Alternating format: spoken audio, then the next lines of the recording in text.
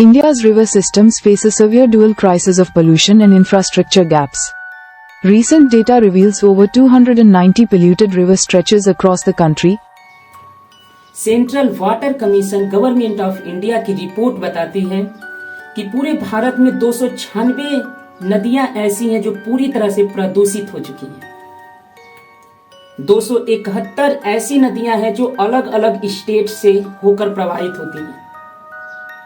इसके पीछे रफली कारण क्या है? 52,000 मिलियन लीटर पर डे ऐसे सीवेज से वाटर जो निकलता है वो डायरेक्टली रिवर में फ्लो करा दिया जाता है।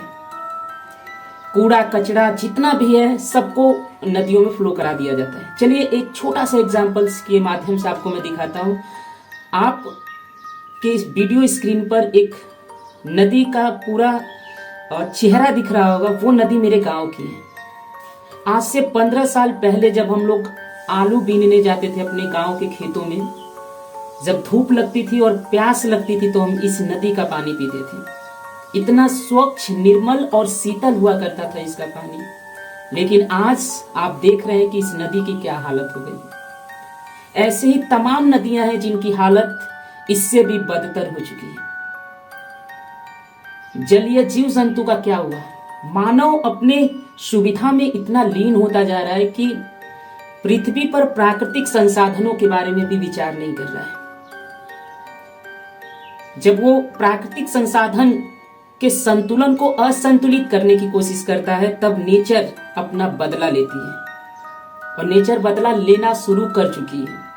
कभी ग्लोबल वार्मिंग, कभी कुछ, कभी आंधी तूफान, कभी सुनामी, भूकंप, ऐसे तमाम प्राकृतिक आपदाएं हैं जो लगभग इस समय सबसे ज्यादा इसका फ्रीक्वेंसी बढ़ चुकी है। हर दिन without any treatment of factories, companies and sewage water flow directly in the all states rivers. ये जिन जिन भी गांव के, शहर के आसपास से नदियां गुजरती हैं वहां पर बिना किसी ट्रीटमेंट के वाटर को डायरेक्टली नदियों में फ्लो करा दिया जाता है। पूरी वाटर इकोलॉजिकल सिस्टम का धज्जिया उड़ता हुआ अगर हम देख सकते हैं तो अपने भारत में देख सकते हैं। चलिए आपको लिए चलते हैं विश्व के अन्य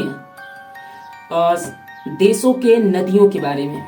आप यूएसए की नदी देख रहे हैं, कितनी स्वच्छ और स्वतंत्र और सुंदर वातावरण में नदियां फ्लो कर रही हैं। ब्रिटेन की नदियां आप देख सकते हैं, इंग्लैंड, ब्रिटेन, ऑस्ट्रेलिया, इससे आगे तो चाइना में जो नदियां बह रही हैं वो इतनी स्वच्छ, निर्मल और शीतल वाटर है कि पीने लायक है, क्योंकि उन्हें पता है कि प्राकृतिक संसाधनों की देख रेख की जाएगी तब जाके हम अपने देश को विकसित कर पाएंगे। हमारे यहाँ बिना किसी अवेयरनेस का, बिना किसी ट्रीटमेंट का, कूड़े कचड़े, कंपनी से, फैक्ट्री से, सीवेज से निकलने वाले वाटर को डायरेक्टली उसमें फ्लो कराते हैं। अगर हम अभी भी ध्यान नहीं देंगे तो भारत में आने वाले भविष्य में नदियों की संख्या इतनी कम हो जाएगी कि जो जल संसाधन है भारत में एक सबसे बड़ा संकट का विषय बनकर उतरेगा, अगर अब से भी हम नहीं सुधरे तो। बहुत बहुत धन्यवाद। मेरा नाम है रवि गुप्ता। स्वागत है इस चैनल पर। अगर आप मेरे चैनल पर नए हैं तो मेरे चैनल को सब्सक्राइब करें, लाइक करें और ये वीडियो अपने दोस्तों में जरूर शेयर करें। तब तक के लिए धन्यवाद। मिलते हैं हम फिर एक नेक्स्ट वीडियो में।